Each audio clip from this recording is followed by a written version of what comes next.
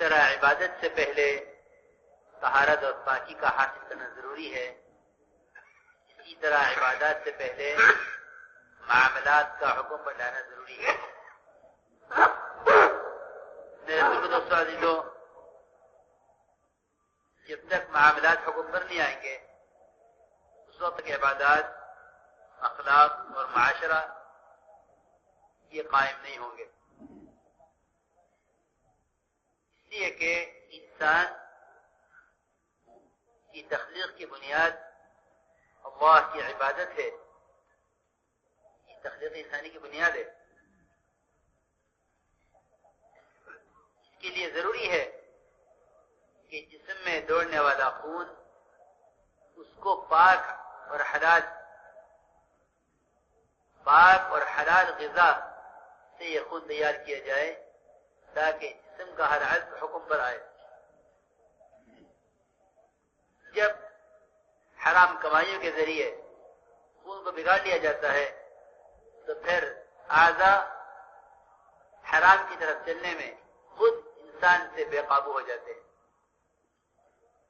اس لیے سب سے پہلے معاملات کو حکم پر لایا جائے کہ جسم کے اندر دوڑنے والا خون حرام کمائیوں سے پاک ہو۔ میرے بزرگ دوستو عزیزوں، کسی گناہ کے کرنے والے کو اللہ اور اللہ کے رسول کے خلاف اعلان جنگ کرنے والا نہیں فرمایا سوائے سود کھانے والے کے۔ کسی کبیرہ گناہ کرنے والے کو اللہ اور اللہ کے رسول کے خلاف اعلان جنگ کرنے والا نہیں فرمایا قرآن میں سوائے سود کھانے والے کے، کہ اگر یہ سود سے باز نہیں آتے تو انہوں نے اللہ اور اللہ کے رسول سے اعلان جنگ کر لیا ہے۔ یہ غور کرنے کی بات ہے کہ جو شخص اللہ کے رسول سے اعلان جنگ کیے ہوئے ہو وہ اللہ کے خزانوں سے کون سا فائدہ اٹھا سکتا ہے؟ ان لم تفعلوا فأذنوا بحرب من اللہ ورسولہ۔ میرے بزرگوں دوستو عزیزوں، ہمیں ہر قدم پر یہ تحقیق کرنی ہوگی کہ کیا میرے لیے حلال ہے، اس لیے کہ انسان میں نے عرض کیا کہ تخلیق انسانی کی بنیاد عبادت ہے، یہ عمل کی مشین ہے، اس کو اپنا عمل کا ایندھن چاہیے۔ میں آج کیا کرتا ہوں کہ وہ گاڑی جو انسانوں کے ہاتھوں بنی ہے وہ اپنا تیل بدلنے سے 1 کلومیٹر کا سفر بھی طے نہیں کر سکتی، تو وہ انسان جو اللہ کے ہاتھ سے بنایا گیا ہے وہ حرام غذاؤں کے ذریعے جنت تک کی مسافت کیسے طے کر سکتا ہے؟ তো মেরে মহতারাম দোস্ত আর বুজুর্গ বলেন যে আমাদের সব বিষয়ের মধ্যে তাকওয়া আনতে হবে, ইবাদতের মধ্যে তাকওয়া আনতে হবে। যেমন নাকি একটা ইবাদত, এটার জন্য শর্ত হলো বাহ্যিকভাবে তাহারাত এবং বাহ্যিকভাবে পবিত্রতা হাসিল করা, ওযু গোসলের মাধ্যমে বাহ্যিক তাহারাত এবং পবিত্রতা হাসিল করা, এটা শর্ত। এটা ছাড়া ইবাদত হয় না। ঠিক এমনি ভাবে মেরে মহতারাম দোস্ত আর বুজুর্গ, মুআমালাত অর্থাৎ কামাই, মানুষের যে কামাই রোজগার বলে যে এটার দ্বারা এই কামাই রোজগারকে সে খায়, এটাকে সে পেটের মধ্যে লোকমা ঢুকায়, এটার দ্বারা তার শরীরের মধ্যে রক্ত তৈরি হয়। তো এই রক্ত তার শরীরের শিরা উপশিরাতে রগ রেশাতে এই রক্ত দৌড়াইতেছে, তার দিলের মধ্যে এই রক্ত দৌড়াইতেছে। এখন যতক্ষণ পর্যন্ত এই মুআমালাত অর্থাৎ কামাই রোজগারের মধ্যে সে তাকওয়া না আনবে এবং এই কামাই রোজগারকে আল্লাহ তাআলার হুকুমের উপরে না আনবে, ততক্ষণ পর্যন্ত না তার ইবাদত ঠিক হইতে পারে আর না তার মুআশারাত ঠিক হইতে পারে, না তার আখলাক ঠিক হইতে পারে, কোন লাইনেই ঠিক হইতে পারে না। যেহেতু তার ওই মুআমালাত যেটা কামাই রোজগার এটা আল্লাহ তাআলার হুকুমের উপরে আসে না। আল্লাহ তাআলার হুকুমের উপরে এটা যতক্ষণ না আসে ততক্ষণ পর্যন্ত এইটার দ্বারা শরীরের ভিতরে যে হারাম রক্ত তৈরি হইতেছে, তো এটার দ্বারা সে কিভাবে ইবাদত করবে? উনি বলেন যে মানুষ সৃষ্টির উদ্দেশ্যই হল আল্লাহ তাআলার ইবাদত করা, আল্লাহ তাআলার বন্দেগী করবে। এটা মানুষ সৃষ্টির উদ্দেশ্য। এখন এই ইবাদতের জন্য এক তো জাহিরি বাহ্যিক তার পবিত্রতা, আরেক তার ভিতরগত তার পবিত্রতা চাই। এই ভিতরগত পবিত্রতা হবে সেটা হলো যদি তার কামাই হালাল হয় এবং তার কামাইয়ের মধ্যে হারাম না থাকে, তার কামাইটা পবিত্র হয়, পাক হয়। কামাই পাক হবে তো ভিতরের জিনিসও তার পাক হবে। উনি বলেন যে ভাই আমাদেরকে সর্বপ্রথম আমাদের কামাইটাকে ঠিক করতে হবে, এটার মধ্যে থেকে এটাকে আমাদের আল্লাহ তাআলার হুকুমের উপরে আনতে হবে। উনি বলেন যে কোন গুনাহকে, দুনিয়াতে মানুষ যত গুনাহ করে, বড় বড় গুনাহ করে, কোন বড় গুনাহকে আল্লাহর সঙ্গে যুদ্ধ ঘোষণা বলা হয়নি। যে এই গুনাহগার এই গুনাহ করে সে আল্লাহর সঙ্গে যুদ্ধ ঘোষণা করছে গুনাহের মাধ্যমে, এটা বলা হয় নাই। একমাত্র সুদ খাওয়াকে আল্লাহর সঙ্গে, আল্লাহর রসুলের সঙ্গে যুদ্ধ ঘোষণা বলা হয়েছে। যে সুদখোর, সুদ খাইতেছে, তো সে আল্লাহ এবং আল্লাহ রসুলের সঙ্গে যুদ্ধ ঘোষণা করছে। যদি সে সুদ খাওয়া থেকে তওবা না করে, এটা থেকে না ফিরে, তো সে যেন আল্লাহর সঙ্গে যুদ্ধ ঘোষণা করে। তো যে ব্যক্তি আল্লাহর সঙ্গে যুদ্ধ ঘোষণা করতেছে সে কি করে কামিয়াবি হাসিল করবে এবং সে কি করে আল্লাহ তাআলার মদদ সাহায্য নিবে, যে আল্লাহর সঙ্গে স্বয়ং যুদ্ধ ঘোষণা করতেছে। এই জন্য মেরে মহতারাম দোস্ত বুজুর্গ বলেন যে আমাদের কামাইকে আল্লাহ তাআলার হুকুমের উপরে আনতে হবে। যদি এটা আল্লাহর হুকুমের উপরে আসে তো আমাদের ইবাদত ঠিক লাইনে আসবে। আর আমাদের মেরে মহতারাম দোস্ত বুজুর্গ আমাদের অন্যান্য জিন্দেগির লাইন, মুআশারাত বলেন আর আখলাক বলেন, এগুলিও ঠিক লাইনে আসবে যখন আমাদের কামাইটা ঠিক হবে। এই জন্য উনি বলেন যে ভাই মানুষের ভিতরে যে শক্তি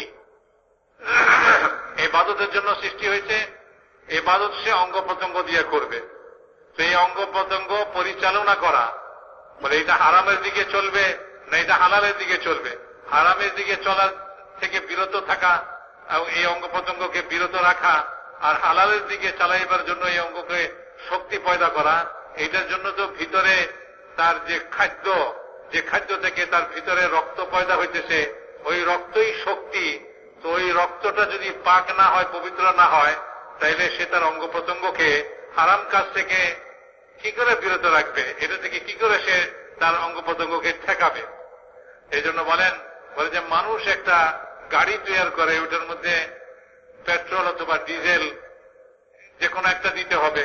যদি পেট্রোলের জায়গায় সে ডিজেল দিয়ে দেয় তো এই গাড়ি দিয়ে সে 1 কিলোমিটারও যাইতে পারবে না, অতিক্রম করতে পারবে না, যেহেতু সে এটার জ্বালানি বদলায় ফেলছে। যে জ্বালানি এটার মধ্যে রাখার কথা ছিল, আরেক জ্বালানি সে এটার মধ্যে দিছে, তো ওই গাড়ি দিয়ে সে 1 কিলোমিটারও যেতে পারে না। তো মেয়েরা মহতারাম দোস্ত বুজুর্গ, যে জ্বালানি এই শরীরের জন্য, বলে এইটাকে যদি পরিবর্তন করে দেয়, হালালের পরিবর্তে হারাম জ্বালানি এটার ভিতরে ঢুকায়, তো এই হারাম জ্বালানি দিয়া জান্নাতের রাস্তা কি করে অতিক্রম করবে, এ মানুষ জান্নাতে কি করে পৌঁছবে? কারণ সে তো তার জ্বালানি পরিবর্তন করে ফেলছে। মানুষের তৈরি মেশিনের মধ্যে জ্বালানি পরিবর্তন করলে যে 1 কিলোমিটারও চলে না, কিছুই করা যায় না। তো আল্লাহ তাআলার তৈরি এই মেশিনের মধ্যে যদি জ্বালানি বদলাইয়া দেয়, তো এই শরীর কি করে জান্নাতের রাস্তা অতিক্রম করবে, জান্নাতে কি করে পৌঁছবে? এই জন্য আমাদের মুআমালাত, কামাই রোজগারের মধ্যে তাকওয়া আনতে হবে এবং এই কামাই রোজগারকে হালালের উপরে আনতে হবে, আল্লাহ তাআলার হুকুমের উপরে আনতে হবে। असबाब में हराम दाखिल मुसलमान क्यों करता है?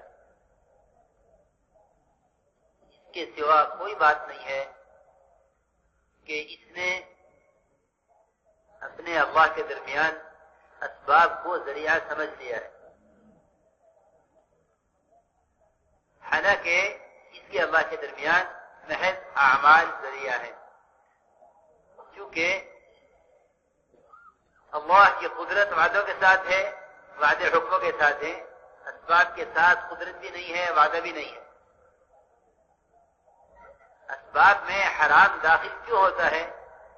इसलिए कि बंदे ने अपने अल्लाह के दरमियान असबाब को जरिया समझ लिया है। मेरे दोस्तों बुजुर्गों, अल्लाह की कुदरत वादों के साथ है, वादे हुक्मों के साथ है। असबाब क्यों बनाए? اسباب اس امتحان کے لیے بنے ہیں کہ اللہ دیکھنا چاہتے ہیں کہ بندہ کون سا راستے اختیار کرتا ہے. اسباب محض امتحان کے لیے ہیں، اطمینان کے لیے اللہ کے اوامر ہیں. اس لیے اللہ کو اسباب نہیں پیش کیے جاتے بلکہ اللہ کو عمل پیش کیا جاتا ہے، اللہ کی قدرت سے فائدہ اٹھانے کے لیے اللہ کو محض عمل پیش کیا جاتا ہے، اسباب نہیں پیش کیے جاتے. میں عرض کر رہا تھا کہ اسباب میں حرام داخل اس لیے ہوتا ہے کہ یقین اسباب پر ہے. اس لیے میرے بزرگ دوستوں عزیزو، ہمیں دعوت کے ذریعے اپنے یقین کو شکلوں سے حکموں کی طرف پھیرنا ہے. یہ یقین جب بدلتے ہیں جب اعمال کی طرف دعوت دو گے اسباب کے مقابلے میں. عمل سبب کو جمع کرنا بھی کبھی یقین کو منتقل نہیں کرے گا عمل کی طرف، بلکہ عمل کی طرف اسباب کے مقابلے میں دعوت دینا یہ یقین کو منتقل کرے گا شکل سے عمل کی طرف. اس لیے میرے بزرگ دوستوں عزیزوں، سب سے پہلے ہر عمل کو وعدوں کے یقین پر لاؤ. اس میں غور کیا کرو کہ کس عمل پر، کس دعا پر، کس صحابی کی کب کس طرح مدد ہوئی. اس لیے یہ بات یاد رکھنا کہ کرامتیں بیان کرنا ہمارا موضوع نہیں ہے، بلکہ صرف انبیاء اور صحابہ کے ساتھ اللہ کی غیبی مددوں کا بیان کرنا یہ موضوع ہے. اس لیے کہ ان کے واقعات ہمیں ان کی سطح کے عمل کی طرف لے جانے والے ہیں. ان کے واقعات ہمیں ان کی سطح کے عمل کی طرف لے جانے والے ہیں. وہ لوگ ہیں جنہوں نے، جن کے بارے میں اللہ نے فرمایا ہے رجال صدقوا ما عاهدوا الله علیہ، کہ یہ وہ ہیں جنہوں نے اللہ کے عہد کو پورا کیا، اللہ نے کے لیے اپنے وعدوں کو پورا کر دیا. اس لیے میرے محترم دوستو عزیزو، عمل کی طرف بلاؤ اسباب کے مقابلے میں، لیکن یہ بات اب یاد رکھیں کہ عبادت صرف نماز تک موقوف نہیں ہے. عبادت اللہ کے پورے دین کا نام ہے. عبادت کا لفظ پورے دین کا احاطہ کیے ہوئے ہے. عبادت صرف نماز کا نام نہیں ہے کہ مسلمان نماز پر آ کر باقی احکامات سے رخ پھیر لے. یاد رکھنا کہ نماز صرف نماز عبادت نہیں ہے، پورا دین عبادت ہے. نماز عبادت نہیں ہے، پورا دین عبادت ہے. امام غزالی فرماتے ہیں نماز، روزہ، حج، زکوٰۃ، ذکر، تلاوت، دعوت کی محنت، تجارت، پڑوسیوں کے حقوق، سنت کا اہتمام، یہ 10 چیزیں مل کر عبادت ہے. نماز اور روزہ، حج اور زکوٰۃ، ذکر اور تلاوت، دعوت کی محنت اور تجارت، پڑوسیوں کے حقوق اور سنت کا اہتمام، ان 10 چیزوں کا نام عبادت ہے. عبادت کہتے ہیں ہر عمل کو حکم پر لانا. ہر عمل کو حکم پر لانا، اس کو عبادت کہتے ہیں کہ ہر عمل کو حکم پر لاؤ. میرے محترم دوست بزرگو عزیزو، عبادت کا ربوبیت کا تقاضا یہ ہے کہ محض اللہ کی عبادت کی جائے. یہ رب، اللہ کو رب ماننے کا تقاضا یہ ہے کہ محض اللہ کی عبادت کی جائے. اللہ کے غیر کی عبادت اس طرح ممکن نہیں ہے جس طرح اللہ کے غیر کو مسلمان کے لیے رب بنانا ممکن نہیں ہے. دیکھو، میں بہت ضروری، اہم اور بنیادی بات اس لیے عرض کر رہا ہوں تاکہ ہم یہ فیصلہ کریں کہ ہم نے جس کو رب بنایا ہے، آیا ہم اس کے مقابل کسی اور کو رب تو نہیں سمجھتے. میں واقعات کروں گا جس سے صحیح یہ معلوم ہو جائے گا کہ رب پر ایمان لانا کس کو کہتے ہیں اور اللہ کے غیر کو رب بنانا کس کو کہتے ہیں. یہ بات بہت دھیان کے ساتھ سننا. میں نے عرض کیا کہ عبادت کا تقاضا یہ ہے کہ اللہ کے غیر کی عبادت نہ کی جائے. عبادت صرف رب کا حق ہے. عبادت صرف رب کا حق ہے. جس طرح اللہ کے غیر رب نہیں ہو سکتا، جس طرح اللہ کے غیر کی عبادت نہیں ہو سکتی. اللہ کے رب ہونے کا تقاضا یہ ہے کہ محض اس کی اطاعت کی جائے، اس کے غیر کی اطاعت نہ کی جائے. لیکن اللہ کے حکم کے خلاف اللہ کے غیر کی بات کو ماننا، یہ اللہ کے غیر کو اپنا رب بنانے کے مترادف ہے، اللہ کے غیر کو اپنا رب بنانے کے برابر ہے. میں بہت ضروری، بنیادی اور اہم بات عرض کر رہا.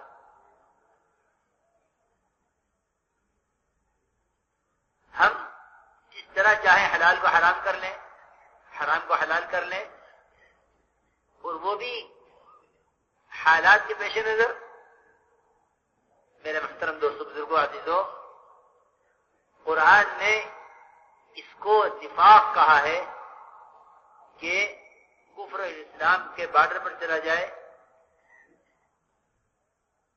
کہ نہ پورے اسلامی احکامات پر اور نہ پورے کفر کے طریقوں پر، بلکہ کفر اسلام کے بارڈر پر چلنا یہ منافقین کی علامت ہے. قرآن نے صاف طور پر کہا ہے وَمِنَ النَّاسِ مَن يَعْبُدُ اللَّهَ عَلَى حَرْفٍ، کہ لوگوں میں ایسے لوگ بھی ہیں جو اللہ کی عبادت کرتے ہیں کفر اسلام کے بارڈر پر. یہ وہ قسم ہے جو دین پر چلتی ہے حالات کو دیکھ کر، حالانکہ دین پر چلنا ہے حکم کو دیکھ کر. میں پوری بات کا خلاصہ عرض کروں کہ حضور اکرم صلی اللہ علیہ وسلم کے ایک صحابی جن کا نام تھا عدی بن حاتم، وہ نصرانی تھے، نصرانیت سے اسلام میں آئے. نصرانیت سے اسلام میں آئے تو آپ سے پوچھا انہوں نے کہ یا رسول اللہ، یہ بات معلوم سمجھ میں نہیں آتی کہ اللہ نے قرآن میں کیوں فرمایا ہے اتخذوا احبارهم ورهبانهم اربابا من دون اللہ،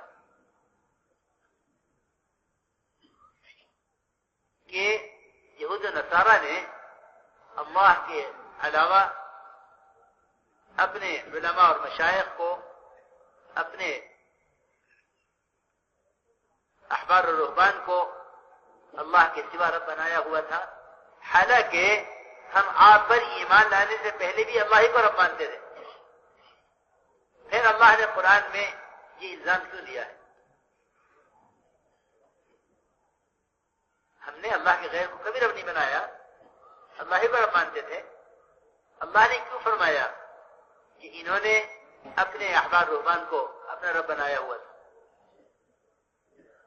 آپ نے فرمایا کہ اے عدی بن حاتم، جب تمہارے احبار رہبان حلال چیز کو حرام کرتے تھے، حرام چیز کو حلال کرتے تھے، تو تم ان کے کہنے پر عمل کرتے تھے یا نہیں؟ آج کیا کہیں یا رسول اللہ، وہ حلال کو حرام کریں، حرام کو حلال کریں، دن کو رات کریں، رات کو دن کریں، جیسا وہ کہتے تھے ہم ایسا کرتے تھے. آپ نے فرمایا تب تو تم نے ان کو اپنا رب بنا لیا تھا. رب، اللہ کو رب بنانے کا تقاضا یہ ہے کہ پھر کسی حالت میں دنیا ہاتھ سے جاوے کسی حال میں اللہ کے غیر کی اطاعت کرنا کسی حال میں ممکن نہیں ہوگا. جو اس پر جمیں گے اللہ رب العزت کا کبھی بھی भी अल्लाह का ज़ाब्ता नहीं है कि अल्लाह इनको कभी भी ज़ाय करे। अल्लाह का ज़ाब्ता यह है और उसका वादा यह है कि अल्लाह रब्बुल इज्जत इनको हर हाल में नबियों की तरह और सहाबा की तरह जाहिद के खिलाफ कामयाब करके दिखलाएंगे, क्योंकि मुजाहिद उसको कहते हैं जो अल्लाह के हुक्म पर जमने वाला हो माहौल के खिलाफ, और मुहाजिर उसको कहते हैं जो अल्लाह के हुक्म पर जमने के लिए और अल्लाह की इताअत के लिए अपना मुल्क अपना मकान छोड़ दे, वो मुहाजिर है।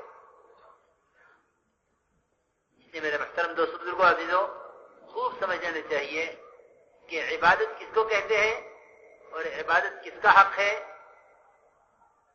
और अल्लाह के गैर की इताअत अल्लाह के गैर को रब बना लेने के बराबर है। दोस्तর বুজুর্গ বলেন যে আজ আমাদের বলে যে আসবাবের মধ্যে আমাদের কামাই রোজগারের মধ্যে হারাম কেন ঢুকলো, এটার কারণটা কি? বলে যে আসলে এটার কারণ হলো এই যে আমরা আল্লাহ তাআলার কাছ থেকে নেওয়ার জন্য মাধ্যম হিসাবে আমাদের কামাই রোজগার অথবা আমরা আমাদের দুনিয়ার আসবাবকে মনে করে থাকি। বলে আসবাব জোগাড় হবে, আসবাব তৈরি করব, তো আল্লাহ তাআলা এই আসবাবের মাধ্যমে আমাদেরকে দিবেন। তো যেহেতু আল্লাহ তাআলার মধ্যে আর আমাদের মধ্যে আসবাবকে আমরা মাধ্যম মনে করি, এই জন্য বলে যে আসবাবকে বানাইবার জন্য তো এখন আর হালাল হারামের পরোয়া করতেছে না, আল্লাহর কাছ থেকে নেওয়ার জন্য আসবাব তৈরি করতেছে। মেরে মুহতারাম দোস্ত বুজুর্গ বলে যে আসলে প্রকৃতপক্ষে আল্লাহ তাআলার মধ্যে আর বান্দার মধ্যে মাধ্যম যেটা আল্লাহর কাছ থেকে নেওয়ার অথবা আল্লাহ তাআলার দেওয়ার যে মাধ্যম এবং সুন্নত এবং নিয়ম যেটা, সেটা আসবাব নয়। আসবাবকে আল্লাহ তাআলা মাধ্যম হিসাবে আল্লাহ তাআলা সৃষ্টি করেন নাই, বরং আল্লাহ তাআলা স্বয়ং আপন ওয়াদার সঙ্গে কুদরত এবং তার সঙ্গে আল্লাহ তাআলার হুকুম, বলে যে বান্দা আল্লাহ তাআলার হুকুমকে পুরা করে, আমল তৈরি করে, তো আল্লাহ তাআলা আপন কুদরতের দ্বারা আপন ওয়াদাকে পুরা করে। এখানে কোনো বাহ্যিক আসবাবের কোনো মাধ্যম এখানে নাই। এই জন্য বলেন যে সাহাবা রাদিয়াল্লাহু তাআলা মাজমাইন তাদের ঘটনাবলীকে এবং আম্বিয়া আলাইহিমুস সালাতু ওয়াস সালাম তাদের ঘটনাবলীকে দেখা চাই যে আল্লাহ তাআলা যে তাদেরকে সাহায্য করলেন এবং তাদের সমস্যার সমাধান করলেন এবং তাদেরকে যে আল্লাহ তাআলা তার খাজানা থেকে দিলেন জাহিরের খেলাফ বাহ্যিক অবস্থা, এটার বিপরীতে আল্লাহ তাআলা তাদেরকে যে সাহায্য নুসরত করলেন, এগুলার কারণ কি? কোন আমল কোন ইবাদত তারা করলেন এবং কোন আমলের উপরে আল্লাহ তাআলা কি সাহায্য করলেন এবং আল্লাহ তাআলা কি তাদেরকে দিলেন, কি আল্লাহ তাআলার ওয়াদা পুরা হলো, এটাকে গৌর করা চাই এবং এইটা মুতালা করা চাই সাহাবাদের ওয়াকিয়াতের মধ্যে। সেই জন্য মেরে মুহতারাম দোস্ত বুজুর্গ, তাহলে ওখানে দেখা যাবে যে সাহাবা রাদিয়াল্লাহু তাআলা মাজমাইন ইবাদতকে পেশ করতেছেন, ইবাদতকে মাধ্যম বানাইতেছেন। সমস্ত নবীরা আল্লাহ তাআলার কাছ থেকে নেওয়ার জন্য মাধ্যম যেটা নিছেন সেটা হলো ইবাদতকে নিছেন। সেই জন্য মেরে মুহতারাম দোস্ত বুজুর্গ, ইবাদত হলো আল্লাহ পাকের কাছ থেকে নেওয়ার মাধ্যম, আর এই ইবাদতের জন্যই আল্লাহ তাআলা আমাদেরকে সৃষ্টি করছেন, মানুষকে আল্লাহ তাআলা সৃষ্টি করছেন। এখন মেরে মুহতারাম দোস্ত, এই ইবাদত যে আল্লাহ তাআলার কাছ থেকে নেওয়ার মাধ্যম এবং উপায়, তো ইবাদত কি এটা বুঝতে হবে। শুধু নামাজ পড়ার নাম ইবাদত নয়, যে কোনো একটা আমল করলো এটা কি ইবাদত বলে না। আসলে তো হলো ইবাদত পুরা জিন্দেগির সমস্ত কাজ আল্লাহ তাআলার হুকুম মতো যখন হবে তো ওইটা ইবাদতে পরিণত হবে। পুরা জিন্দেগির সব কাজ ইবাদত হইতে হবে। আমার জিন্দেগির সব কাজকে আমি আল্লাহ তাআলার হুকুম অনুযায়ী করতেছি, আমি একটা কাম আল্লাহ তাআলার হুকুম অনুযায়ী করতেছি, আর বাকিগুলা সব আল্লাহ তাআলার হুকুমের বিপরীত করতেছি, আল্লাহর হুকুমের উল্টা করতেছি, তাইলে হলো না। বলে যে আমাকে তো পুরা সমস্ত কাজ আল্লাহ তাআলার ইবাদত বানাইতে হবে, জিন্দেগির সব কাজ ইবাদত বানাইতে হবে। তো ইবাদতের খোলাসা শুধু একটা কাজকে বা একটা আমলকে ইবাদত বলে না, জীবনের সব কাজগুলিকে ইবাদত ইবাদত বানাইতে হবে, অর্থাৎ সব কাজ যখন আল্লাহ তাআলার হুকুম অনুযায়ী হবে। এই জন্য বলেন যে ইমাম গাযালী রহমতুল্লাহ আলাইহি ইবাদতের অর্থ করছেন, উনি 10টা আমল বাতাইছেন: নামাজ, রোজা, হজ, যাকাত, জিকির, তিলাওয়াত, দাওয়াত, তিজারত, দাওয়াতের মেহনত, তিজারত, পড়োশির হক আদায় করা, আর মেরে মুহতারাম সুন্নতের ইত্তেবা করা, সুন্নত অনুযায়ী জীবনযাপন করা। বলে এই 10টা জিনিসকে তিনি ইবাদত বলছেন। তো এই 10টা জিনিস জিন্দেগির মধ্যে আনতে হবে। 10 জিনিস এই জিন্দেগির মধ্যে আনলে তখন আমার গোটা জিন্দেগিটা ইবাদত হবে। এই জন্য মেরে মুহতারাম দোস্ত বুজুর্গ, উনি বলেন যে ভাই এই কথাটা পরিষ্কার ভাবে আমাদের বোঝা দরকার যে আমরা দুনিয়ার আসবাবকে আল্লাহ তাআলার মদদ ও নুসরত লওয়ার মাধ্যম মনে করতেছি। আসলে আল্লাহ তাআলার মদদ ও নুসরত লওয়ার, আল্লাহ তাআলার কাছ থেকে আল্লাহর ওয়াদা পুরা করার মাধ্যম হলো আল্লাহ তাআলার হুকুম। কারণ হুকুমের সঙ্গে আল্লাহ তাআলার ওয়াদা, আল্লাহ তাআলার ওয়াদার সঙ্গে আল্লাহ তাআলার কুদরত। দুনিয়ার কোন আসবাবের সঙ্গে আল্লাহ তাআলার কোনো ওয়াদা নেই।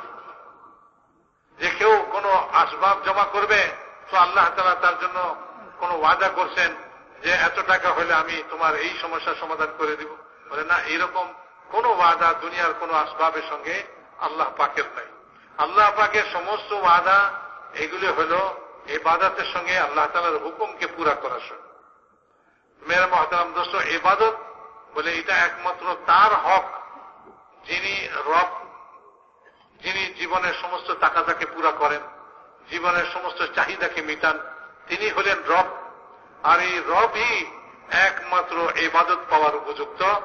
রব ছাড়া আর কেউ ইবাদত পাওয়ার উপযুক্ত। এই জন্য আমাদের ইবাদতকে আমাদের রবের জন্য করতে হবে, রবের জন্য ঠিক করতে হবে। এখন কথা হলো যে আমি কাকে রব মনে করতেছি? আমি কি আসবাবকে রব মনে করতেছি, না আমি আল্লাহ তাআলাকে রব মনে করতেছি? এইটা হলো দেখার বিষয়। মেরে মুহতারাম দোস্ত বুজুর্গ, আমি হালাল হারামের হেরফের করতেছি, আসবাব জমা করতেছি, আল্লাহ তাআলার হালাল হুকুমকে পরিবর্তন করে আমি হারাম বানাই দিছি, হারামকে পরিবর্তন করে আমি হালাল বানাই দিছি। তো বলে যে হালাল হারাম নির্ধারিত করতে পারে কে? বলে হালাল হারাম নির্ধারণ করার একমাত্র পাওয়ার ক্ষমতা, অধিকার রবের আছে, রব ছাড়া আর কারোই নেই। আর আমরা যে কোনটাকে হারাম হারাম হারাম বলতেছি, আর আল্লাহ তাআলার হালাল করা জিনিসটাকে আমরা হারাম বলতেছি, হালাল বলতেছি হারাম করা জিনিসটাকে।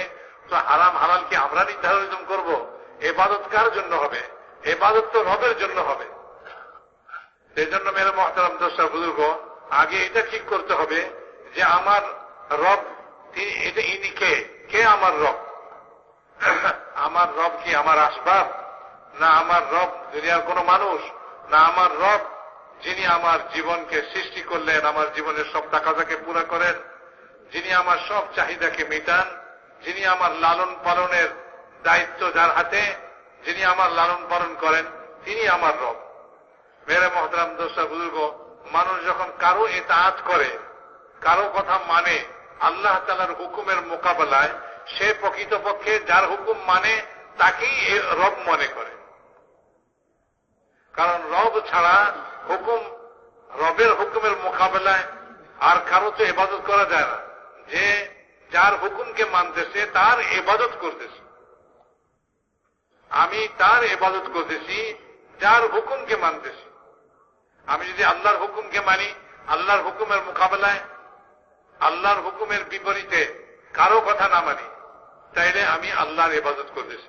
আর যদি আমি আল্লাহ তাআলার হুকুমের মোকাবেলায়, যেমন কামাই রোজগারের মধ্যে আমরা হারাম কামাই করতেছি, হারাম জিনিস নিতেছি, তো আমি ওখানে কার ইতাআত করতেছি, কার অনুসরণ করতেছি?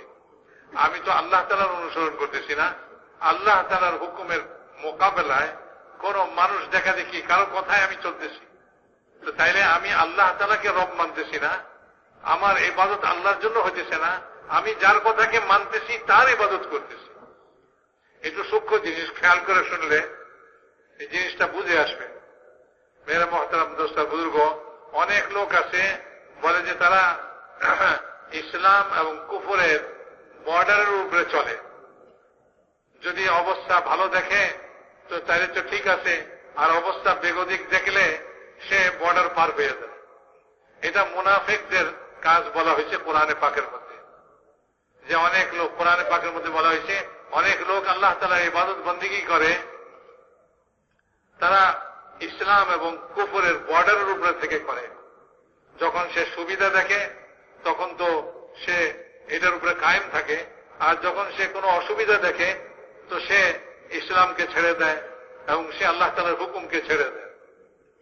এই জন্য মেরে মহতারাম দোস্ত বুজুর্গ, এইটা চলবে না, এটা তো মুনাফিকের কাজ, এটা এইভাবে চলবে না। বরং আমাকে ঠিক করতে হবে, বুঝতে হবে যে আমি কার ইবাদত করতেছি। আমাকে তো বলা হয়েছে আল্লাহ তাআলার ইবাদত করার জন্য। আল্লাহ তাআলা তিনি রব হওয়ার উপযুক্ত, তারই হুকুম মানা, তারই হুকুম মানতে হবে, আর কারো হুকুম মানা যাবে না। কিন্তু আমি কার হুকুম মানতেছি? আল্লাহ তাআলার হুকুমের মোকাবেলায় দুনিয়াদারি, দুনিয়ার লোকদের। তা আমি তখন তো আল্লাহকে রব মানতেছি না, আমি তো আর কারো ইবাদত করতেছি, আল্লাহর করতেছি না। কারণ যে যার হুকুম মানে সে তার ইবাদত করে, হুকুম মানাই হলো ইবাদত। কারণ আল্লাহ তাআলার হুকুমকে যে মানতেছে সে আল্লাহ তাআলার ইবাদত করতেছে। যে আল্লাহ তাআলার হুকুমের মোকাবেলায় নিজের দুনিয়াবি কোনো সুবিধার জন্য আর কারো হুকুম মানতেছে, তো সে যদিও বলে আমি মুসলমান, আমি লা ইলাহা ইল্লাল্লাহ যদিও সে বলে, কিন্তু সে তো আল্লাহ তাআলার ইবাদত করতেছে না, সে তো অন্যজনের ইবাদত করতেছে। যার হুকুম মানতেছে তার ইবাদত করতেছে, যার কথা মতো সে চলতেছে সে তার ইবাদত করতেছে। এই জন্য আমাদেরকে আমাদের ইবাদত খালেস করার জন্য, আমাদের রবের জন্য ইবাদত খালেস করতে হবে। আর এই খালেস হবে তখনই যখন আল্লাহ তাআলার হুকুমের মোকাবেলায় দুনিয়ার কোনো কথা শুনবো না, কোনো কথা নাই, সব বাদ, এক আল্লাহ তাআলার হুকুমই আমার সামনে। যে কোনো বিপরীত কথা আসবে আমি ওইটাকে ত্যাগ করব, আমি ওইটাকে বর্জন করব, আমি ওই পথে চলবো না, বরং আল্লাহ তাআলার হুকুম হিসাব বলে বলেন যে যে যার কথা মতো চলে, যার ইতাআত করে, সে তারই ইবাদত করে। এই কথাটা হাদিস থেকে প্রমাণ হয়, এটা শুধু একটা মুখের কথা নয়। হযরত আদী ইবনে হাতিম রাদিয়াল্লাহু তাআলা আনহু, তিনি নাসারা ছিলেন প্রথম, তো এরপরে তিনি ইসলাম কবুল করছেন। রাসূলুল্লাহ সাল্লাল্লাহু আলাইহি ওয়াসাল্লামের খেদমতে হাজির হয়ে তিনি বললেন যে ইয়া রাসূলুল্লাহ, কোরআনে পাকের মধ্যে আল্লাহ তাআলা বলতেছেন নাসরানীদেরকে, ইহুদ নাসারাকে, যে তারা তাদের ওলামা এবং তারা তাদের ইবাদত গুজার লোকদেরকে রব বানায় নিয়েছে। অথচ আমরা তো নাসারা থাকা অবস্থায়, খ্রিস্টান থাকা অবস্থায় আমরা তো আল্লাহ তাআলা কি রব জানতাম। তো আল্লাহ তাআলা এরকম কেন দোষারোপ করতেছেন যে আমরা আমাদের ওলামা আর আমাদের বুজুর্গ লোকদেরকে আমরা রব বানায় নিছি? এই কথা যে আল্লাহ তাআলা আমাদের সম্পর্কে বলতেছেন, নাসারাদের সম্পর্কে, এই কথাটা তো ঠিক না। আমরা তো আল্লাহকেই রব জানি, তো তারপরেও আল্লাহ তাআলা আমাদের উপরে এই দোষ কেন চাপাইতেছেন? রাসূলুল্লাহ সাল্লাল্লাহু আলাইহি ওয়াসাল্লাম বললেন, আচ্ছা হে আদী, তোমাদের ওলামারা যখন আল্লাহ তাআলার কোন হালাল করা জিনিসকে হারাম বলতো, অথবা কোন হারাম করা জিনিসকে হারাম বানাই দিত, হালাল বানাই দিত, তো তোমরা ওইটাকে মেনে নিতা কিনা? বলে হ্যাঁ, তা আমরা মানতাম। আমাদের ওলামারা খোদার কালামকে বিকৃত করত এবং তারা খোদার হালাল করা জিনিসকে হারাম করে দিত আর হারাম করা জিনিসকে হালাল করে দিত, আর আমরা ওইটাকে মেনে নিতাম। তো বলে যে তো এইটাই তো তাদেরকে রব মানার অর্থ। আল্লাহ তাআলার হুকুমের মোকাবেলায় তোমরা তোমাদের ওলামাদেরকে মানতেছ, তো তোমরা তোমাদের ওলামাদেরকে রব বানাইছো, আল্লাহকে রব বানাও নাই। আল্লাহকে রব সে বানাইছে যে আল্লাহ তাআলার হুকুমকে মানতেছে। যে দুনিয়ার কোন মানুষের হুকুমকে মানতেছে সে তো আল্লাহ তাআলার হুকুমের মোকাবেলায় যাকে সে মানতেছে তাকে সে রব বানায় নিছে। সেই জন্য মেরে মহতারাম দোস্ত, এই ইবাদতকে আল্লাহ তাআলার জন্য খাস করতে হবে, কোন মানুষের জন্য ইবাদত হবে না। তার মানে কোন মানুষকে সিজদা করবো না অবশ্যই, আমরা কোন মানুষের জন্য নামাজ পড়বো না অবশ্যই, কিন্তু মেরে মহতারাম দোস্ত, আমাদের কামাই রোজগার, আমাদের জীবনের বিভিন্ন ক্ষেত্রে আমরা কার হুকুমকে মানতেছি আল্লাহ তাআলার হুকুমের মোকাবেলায়, তো ওইটার দ্বারা প্রমাণ হবে যে আমি কাকে রব মানতেছি আর কার কথা মেনে চলতেছি। যার কথা মেনে চলতেছি তারই ইবাদত করতেছি। ওই ইবাদত দিয়ে আমি আল্লাহ তাআলার নুসরত আর মদদ সাহায্য কিভাবে পাব? এজন্য আমার ইবাদতকে আল্লাহ তাআলার জন্য খাস করতে হবে এইভাবে যে আমি সব আল্লাহ তাআলার হুকুমকে মানতেছি সর্বক্ষেত্রে। আল্লাহ তাআলার হুকুমের মোকাবেলায় কারো কথা আমি শুনি না, কারো কথায় আমি চলি না, কারো তরিকা কারো পদ্ধতি এটার অনুসরণ আমি করি না, এবং আমি তো আল্লাহ তাআলার হুকুমকে দেখি আমার জীবনের সর্বক্ষেত্রে। তো যখন আমি আমার জীবনের সর্বক্ষেত্রে আল্লাহ তাআলার হুকুমকে দেখব, তো ওই ইবাদতের উপরে এটাই ইবাদত তৈরি হবে আল্লাহর জন্য, রবের জন্য ইবাদত তৈরি হবে। এই ইবাদতের মাধ্যমে আল্লাহ তাআলার মদদ ও নুসরত আল্লাহ তাআলার কাছ থেকে নেওয়া যাবে। সাহাবা রাদিয়াল্লাহু তাআলা মাজমাইন তারা যে আল্লাহ তাআলার মদদ নুসরত নিছেন, তারা যে সাহায্য নিছেন, তারা এইভাবেই নিছেন যে জীবনের সর্বক্ষেত্রে আল্লাহ ছাড়া আর কাউকে মানা নাই, আল্লাহ তাআলার হুকুমকেই বাস্তবায়িত করব, আল্লাহ তাআলারই ইতাআত করব, আল্লাহ তাআলারই হুকুম মানব, কারো কোনো তরিকা কোনো পদ্ধতি কারো হুকুম মানব না।